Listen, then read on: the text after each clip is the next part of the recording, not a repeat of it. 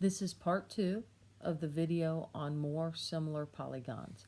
And so we finished the last video with this problem here, and we used a scale factor to solve. And I just wanted to remind you that if you have like a quantity here like y plus 2, and if the scale factor, sometimes students find that a little more difficult than writing a proportion with this. So we know we can also solve these with proportions. If this side corresponds with this side, we can write a proportion, y plus 2 over 5, and set it equal to another side that we have both measurements for, 18 over 4. So, and then you just put this into parentheses and cross multiply. So if you find this easier, you can do this. So 18 times 5 is 90. And so then we have 4y plus 8 equals 90. If we subtract 8 from both sides, we get 4y is equal to 82. And 82 divided by 4 is 20.5. Okay? So the scale factor is a new way that we've learned to solve for missing measurements, but proportions also work. So this is just another tool that you have, and sometimes you'll find this one easier. All right, let's look at the last of the examples. When you're talking about similar polygons and an angle is said to be included between the sides, and a side is said to be included between the angles. So it's just important that we understand what we're talking about here. So which angle is included between side AB and side BC? Well, the angle included is angle B. What side is included between angle E and angle D? Well, the side would be ED.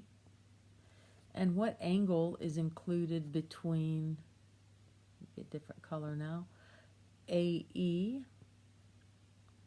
and AB? Well, the angle would be angle A. Okay. Example 5. The ratio of the measure of two complementary angles is 4 to 5. What's the measure of the two angles? Okay, there are a couple ways to do this, and I actually think the easiest way is not proportion. So I'm going to show you both. I mean, we're talking about similar figures here, but the ratio of the measure of two complementary angles. Well, we know that complementary angles are angles that add up to 90. So actually in a problem like this, I would just look at two complementary angles that add up to 90 degrees, and I would draw myself a picture. And if the ratio is 4 to 5, I can just call this side 5x and this angle here 4x. And I know that 4x plus 5x have to equal 90. So 9x is equal to 90 and x is equal to 10. And so I can just go back and substitute. 4 times 10 is 40 and 5 times 10 is 50. So the measure of the angle are 40 and 50. If you wanted to set these up as a proportion, we would have 4 to 5, and then we have a total of 9. And so we would have to say 4 over 9 is equal to x over 90, and 5 over 9 is equal to x over 90.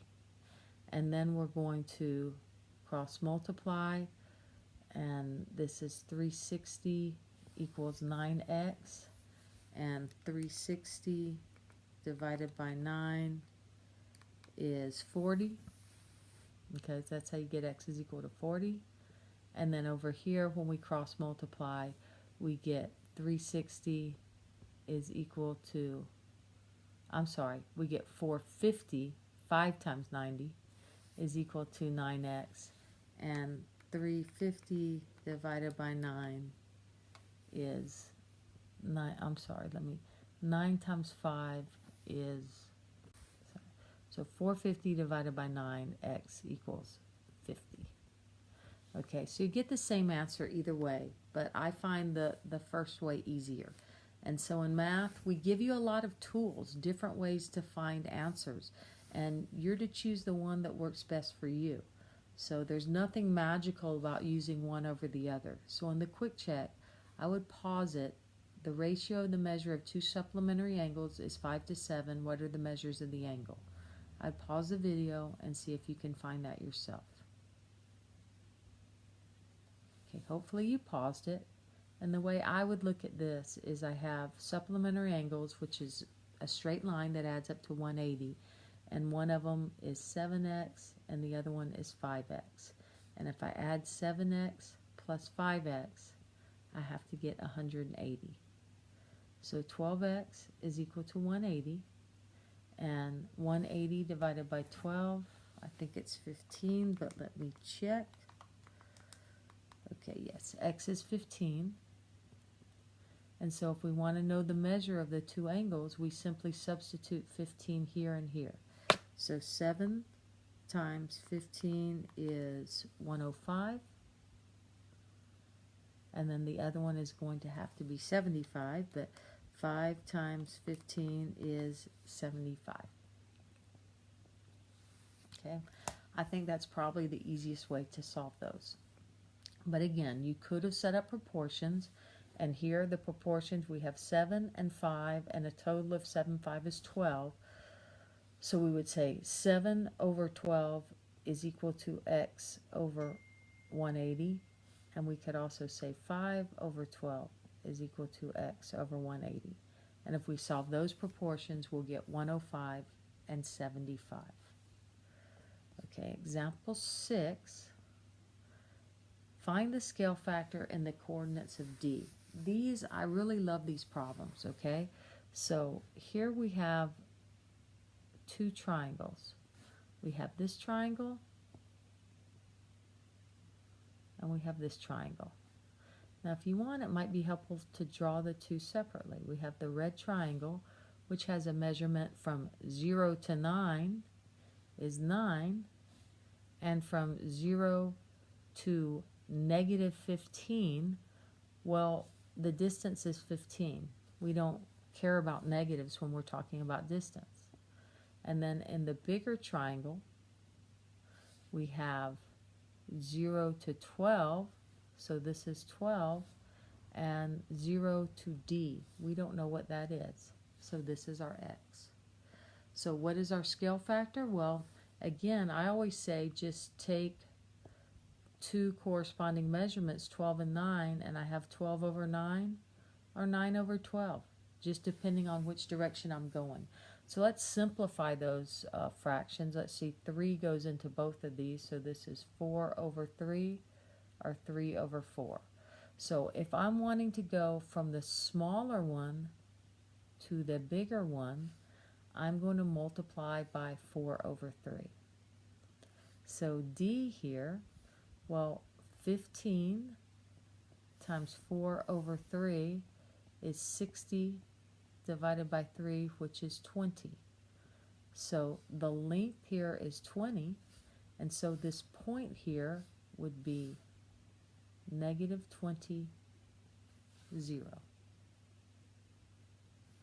Okay, the problem below is just like this one. So I'd like for you to try and please let me scroll and pause the video and see if you can solve this one yourself.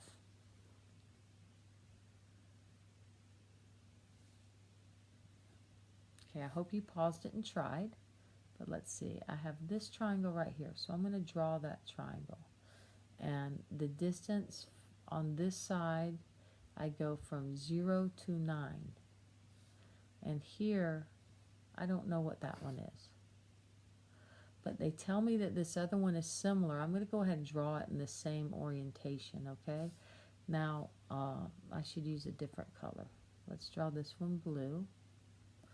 And this side right here is 0 to 27. So this is 27. And over here, it's 0 to negative 24. So again, we don't care about the negative for distance. It's just 24 units. So when I'm looking at a scale factor, my scale factor is 9 over 27 or 27 over 9. just depending if I'm wanting to get bigger or smaller. So I'm going to simplify that fraction. 27 divided by 9 is 3. So this is either 3 or 1/3. So I am looking for the measurement here on the smaller triangle. So I'm going to multiply 24 times 1/3, and I get 8. So that tells me that this measurement here is 8.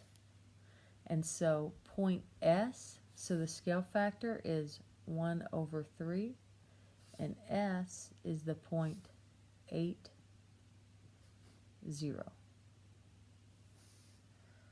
Okay.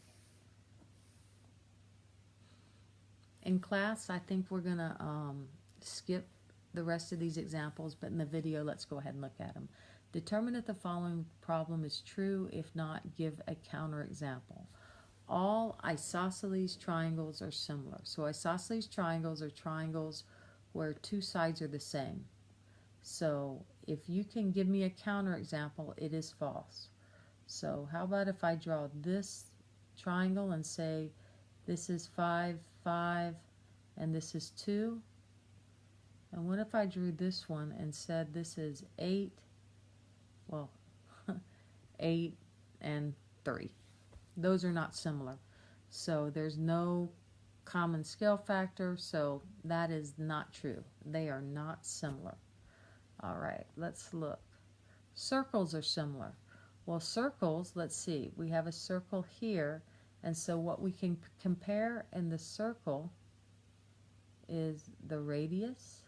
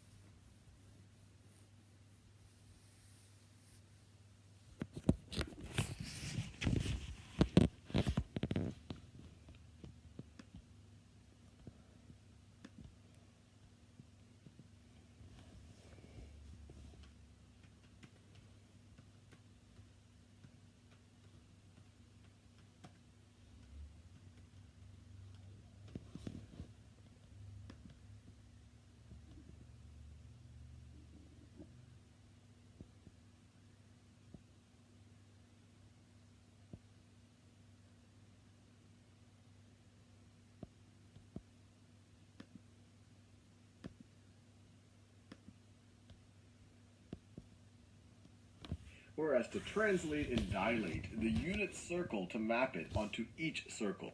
The unit circle right over here, it's centered at 0, 0. It has a radius of 1. That's why we call it a unit circle. And when they say translate, they say move it around. So that would be a translation of it.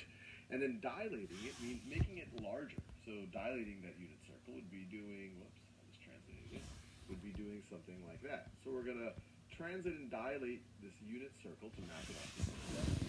So, for example, I can translate, so the center is translated to the center of that magenta circle, and then I can dilate it so that it has been mapped onto that larger magenta circle. I can do that. Let me do it for a few more. I'm not going to do it for all of them.